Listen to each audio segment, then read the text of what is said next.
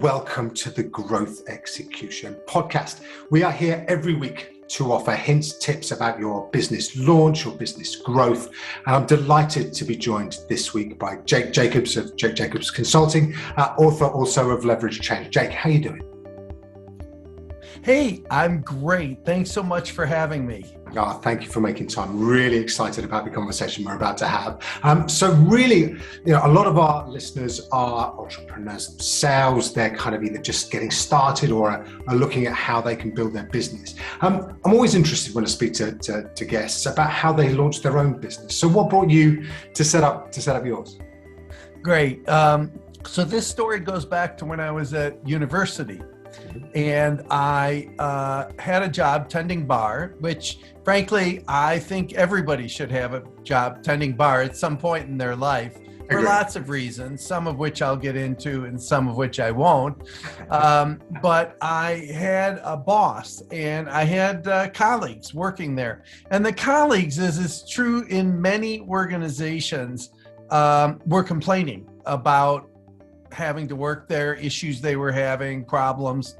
And I was taking psychology classes, and I said, well, maybe I can get an independent study and then also be able to help people at the bar. So I talked to the bar owner and I said, would it be possible for me to do a consulting project here at the bar? And the bar owner said to me, which was my first consulting contract, wow. Sure, Jacobs, do whatever you want, just don't F anything up. So that was the very first contract I had. I didn't F anything up. Things got a little better. I did some interviews, did a questionnaire. It made a difference. And it was my very first consulting project. And I decided at that point that this is what I wanted to do. So I've been doing consulting work since I was 21 years old. And fell into an opportunity when I was at university to work on a global change project at Ford Motor Company with 8 other consultants. And then after 10 years, struck out on my own and started my own firm. Wow. And why do you do it? Well, I do it because I think it's what I'm meant to do. I think that there may be other things that I could do in the world, but I feel quite blessed with both my opportunities and my skill set. I joke with people that I'm an inch wide and a mile deep. And so my inch wide has to do with change work in organizations and how do you engage people in making a significant difference in their collective futures. And so if that's my A game, if that's what I do, then I believe it's my responsibility to bring that out into the world and work with others. So I've worked with companies, communities, and countries around the world, all aimed at this notion of creating an exciting, compelling future that people want to call their own, which is one of the levers in this book that I've just written. Fantastic. And that's what I just wanted to move on to as well. And obviously change is a big thing in your world and you are in many ways an agent of it. How does the book relate to that and what can people learn from it? Well, I think fundamentally what the book does is it makes things practical. So this has some theory behind it, but the main emphasis of the book is in the subtitle. So Leverage Change is this approach that I developed based on 35 years experience in the field. The subtitle says 8 ways to achieve faster, easier, better results. And I talked with somebody yesterday and they said, well, where do you start with this work? And I said, you start with results. You start with what you want to accomplish, whatever that may be. In some organizations, that's increased market share. In some, it's creating a culture where recruitment and retention become a non-event, that they come along with the work that you're doing. In others, it has to do with innovation and coming out with new products and services. But what this is about is giving people the tools to achieve those faster, easier, better results. And much of it is around paradigms. And so I talk about the book as uncommon wisdom, that there are new paradigms that you can adopt that don't cost anything. They don't require revenue. They don't require time. They don't require headcount. They are things that people can implement immediately and start to get a payoff from. Wow. And what sort of examples of that? Sure. So one of the examples is that change is too slow. And a lot of leaders are challenged by this. In fact, I've had clients say to me, by the time we implement this change, it will be irrelevant in the marketplace. I mean, it's going to take so long that it's not going to matter whether we implement it or not. So the pace of change really matters. Now, when we think of change, most people think of it as something that's out there that we'll get to at some future point in time. And we have to wait for it. So there's the future and the present. And what I believe is that that's a false premise. It's a false choice. And that in making that false choice of the future being something we have to wait for, it slows down the pace of change. So rather than taking that paradigm, what I talk about is a lever that says, think and act as if the future were now. And what that says is rather than waiting for this future, we grab hold of it in some way and bring it back into the present. So we think and act as if we were already in the future that we chose to belong to, that we aspire to. And so what that leads is to new behavior. I had a client that was working with the sales issue, and the senior executives were working through what to do with this new region and how to beat the competition.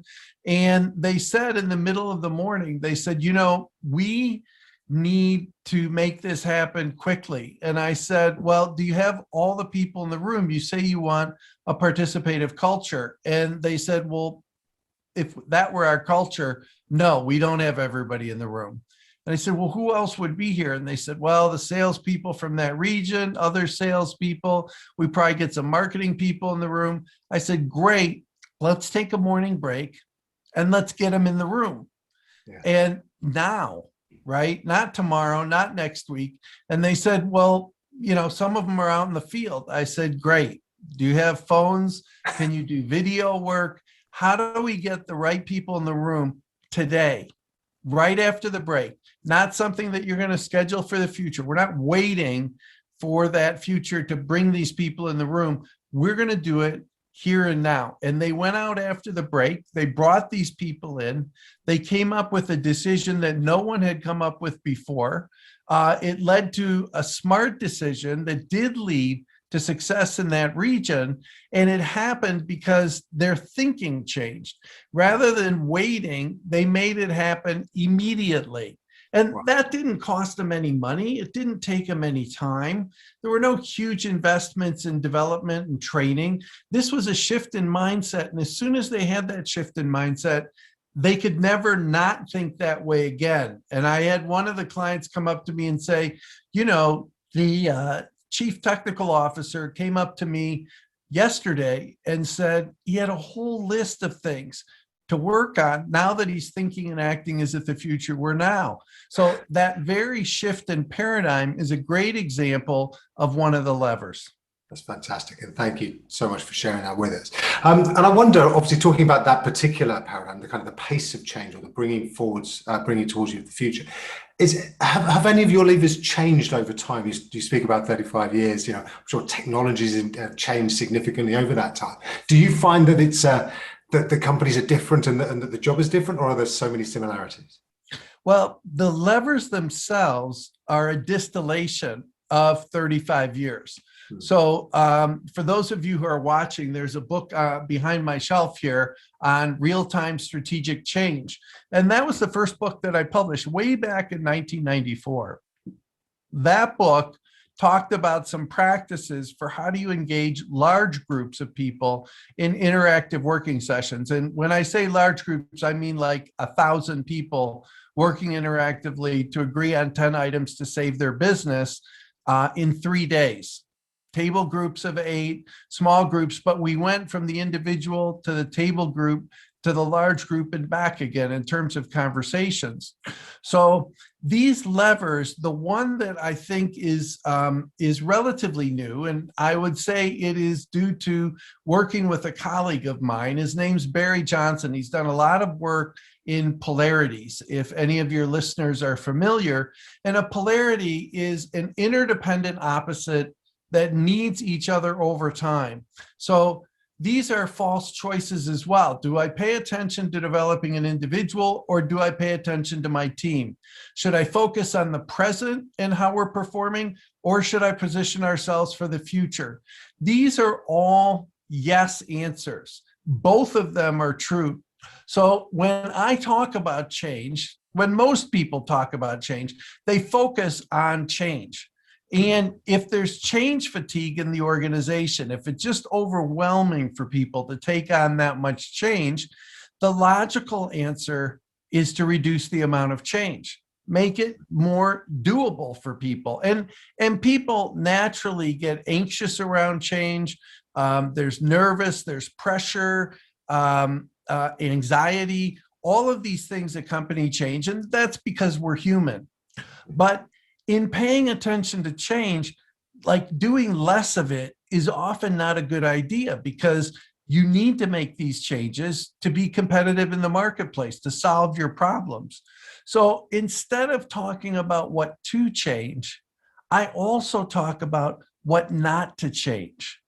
And what not to change is a long list of things. And that when you start talking about change, and I had this with a client before the pandemic, but we were sitting in a room and I said, make a list of all those things that you think need to change in this organization to be successful. So I started writing this list down, and they got 2 or 3 flip charts filled with things. And as they were coming up with more and more ideas, they slumped down in their chairs. I mean, their voices got lower.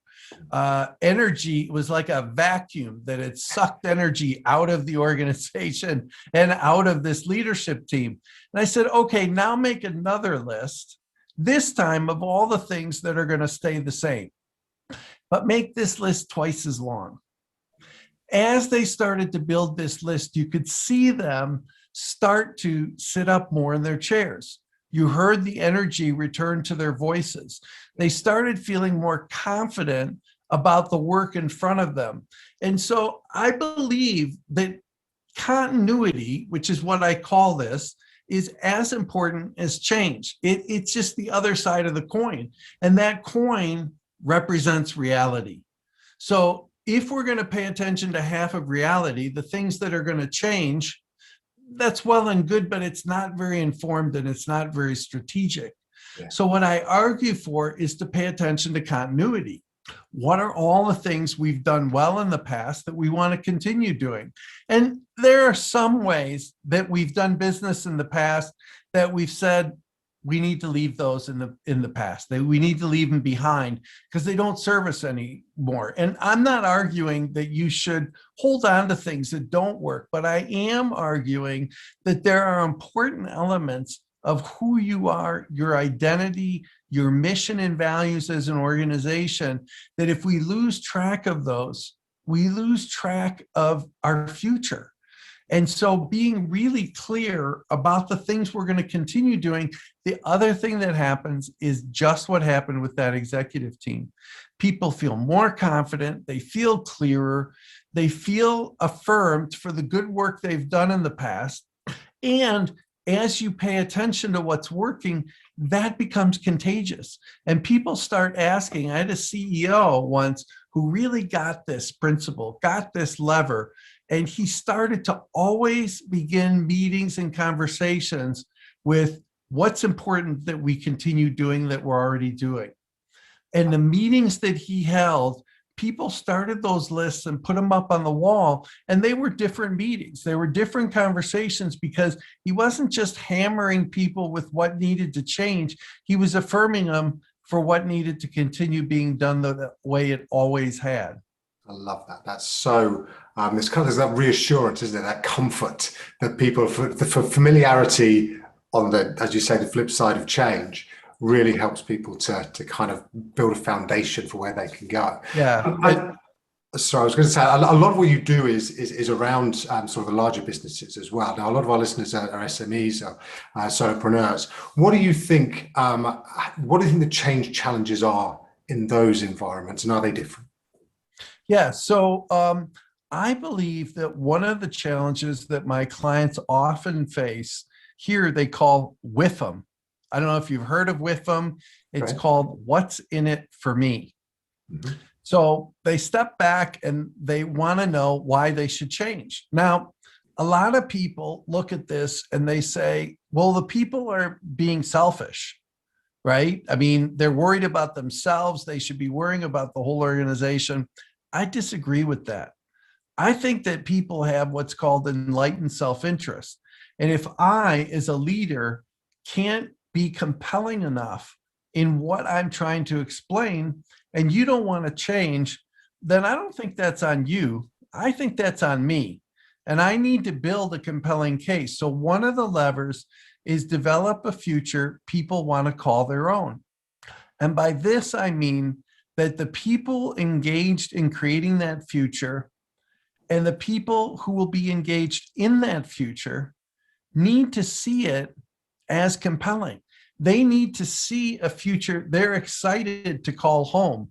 And when that happens, the WIFM conversation disappears. I'm not worried anymore about what's going to be in it for me if I see a future that I want to call my own. If I'm excited about this future, all of those concerns about what's the payoff for me disappear because I can see those payoffs and I want those payoffs because I want that future. And that future is not just my future, but it's all of our futures. It's a collective future for the organization. And I think that's one of the common things that people deal with when they're trying to change is this what's in it for me situation. And I think that lever takes it off the table immediately. It makes it a non-event in a lot of ways, like these levers do. I think that's brilliant. And I think as well for smaller organizations where perhaps the founder, the CEO is very visible because they're involved in the day-to-day and almost every team member can see them. There's almost that kind of responsibility to live that and to continue to almost pitch it on a kind of day-by-day basis, right? To get people to buy in and to adopt whatever's going to happen next. Yeah. And I think that while you're pitching that change, and this is the seduction, right? While you're pitching that change, you need to also pay attention to continuity. Yeah. So that other side of the coin, as you get excited, because leaders get excited about the future and they get excited about change. And I'm not saying that other people in the organization aren't feeling those things. But what I am saying is there are a lot of people in the organization who aren't feeling those things. And if we don't reach out and draw circles that include those people, they end up feeling left out and being left out of that future. And we can't afford to have that. And with a slight shift in mindset, if I focus on developing a future that's going to work for everybody, then everybody will be part of that future and excited to do so. Brilliant. That's such great advice. And thank you so much. Just before we go, I do like to ask quick fire questions of all of the guests. So I wonder if I can go for that with you. Absolutely. What is the best piece of advice you've ever received?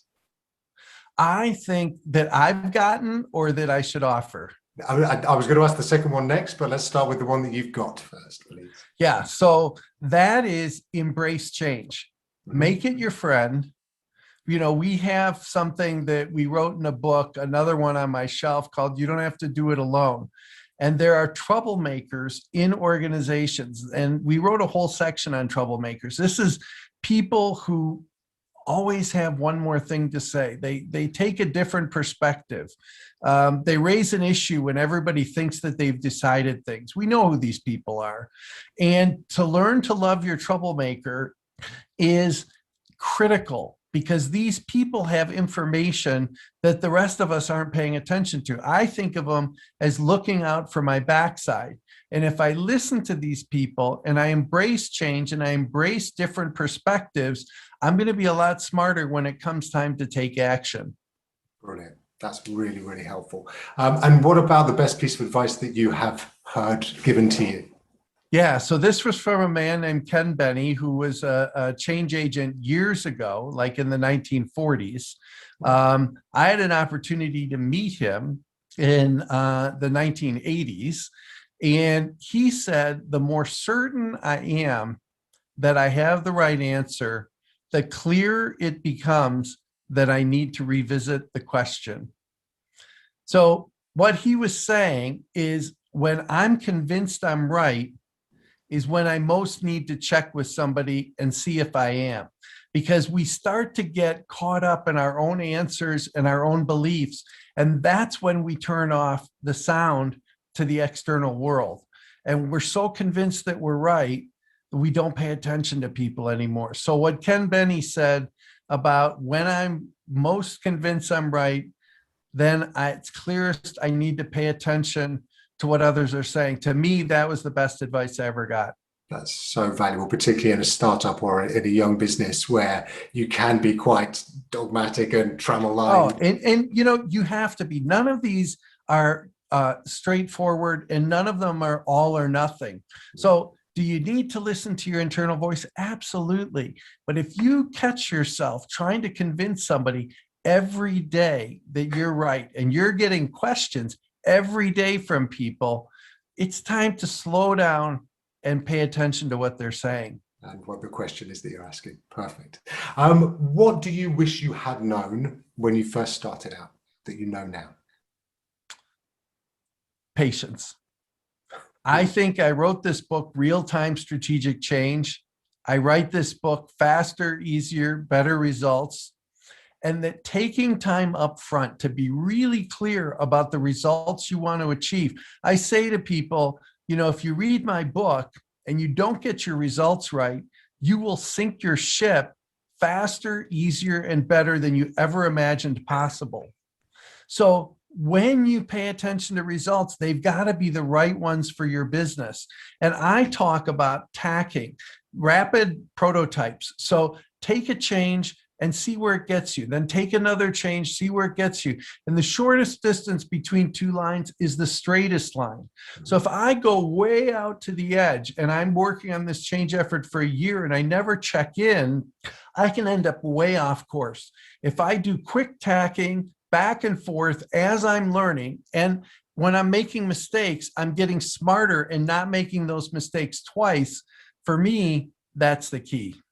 So you're learning from the process as well as actually learning what that change needs to be.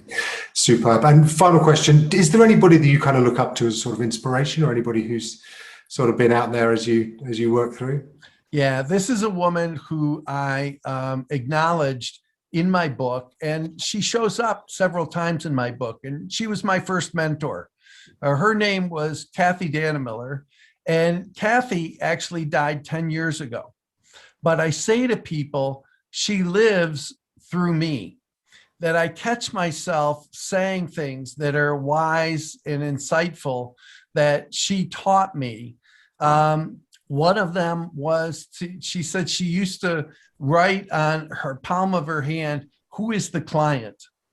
And that's a reminder not to work my own issues, to focus on the client and be able to support them in getting where they want to go. And do I take a stand for what I believe in? Absolutely. And do I, at the end of the day, let go of that stand and let my clients make their own decision? Absolutely. And that's one of the things that I took away from Kathy. There are dozens of these. If you watched me consult and work with organizations, you would hear her in the room as well.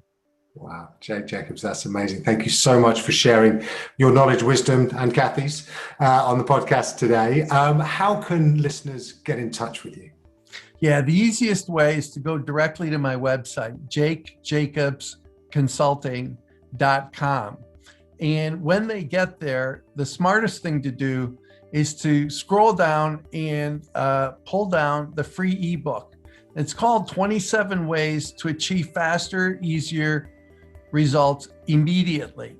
And what this does is it takes each of these 8 levers that I have and gives you 3 or 4 ideas on how to go about achieving those particular outcomes.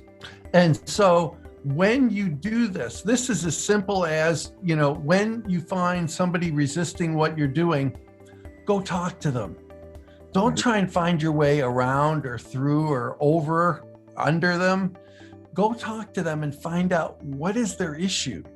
And together with them, because they have some responsibility in this, together with them, figure out how to resolve their issue so that everybody can move forward together. So that ebook will give you things that you can use right away as soon as you put it down. That's just one example of them. Perfect. Thank you so much for that. That's jakejacobsconsulting.com. We'll also obviously include all the links in the podcast notes as well. So Jake, thanks once more. You've been a great guest. Really Thank you. I really appreciate the opportunity. It's great to have you on.